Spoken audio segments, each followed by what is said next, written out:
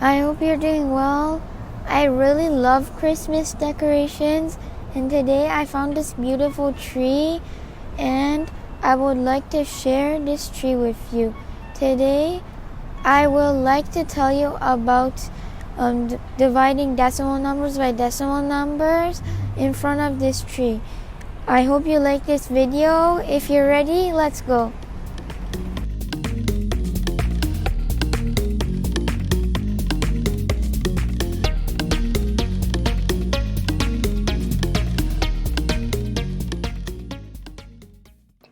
Today we want to talk about dividing decimal numbers. First, we'll try to divide a decimal by a whole number. My mom baked a cake and divided it into 10 slices. She put 4 slices of them on a plate for me and my dad to share. How many slices out of 10 slices of cake can each of us eat? Yes, exactly. It's 0.2. Another example. My mom has a piece of fabric with a length of 1.68, which she wants to split into 3 scarves. How much is the size of each? As you see, the method of division is similar to the whole numbers division. The only difference is that when the dividend's digits are involved in the division, when we reach the decimal point, we also add it to the quotient, and the answer is 0.56.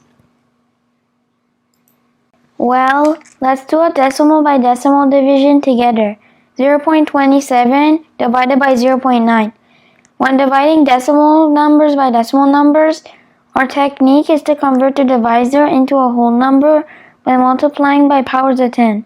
Then we can do the division as before. In this example, considering that 0.9 has one decimal digit, we multiply it by 10 to the power of 1. Now, let's go back to 0.27 divided by 0.9. I wrote the division in the form of a fraction, so don't forget. If we multiply the denominator by a number, we must multiply the numerator by the same number as well, so that the total value of the fraction does not change. Now our division becomes 2.7 divided by 9, and the result will be 0.3. Now, look at this example. 8.64 divided by 0.576. As you can see, our divisor in the two examples has 3 decimal digits. Each time we multiply by 10, it's like shifting the decimal point by 1 digit to the right.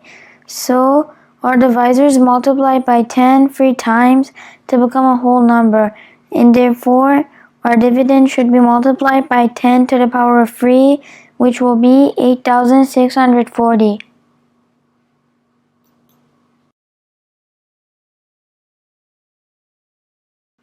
Now let's go to the division. As you can see, the division becomes whole number division, and the quotient will be 15.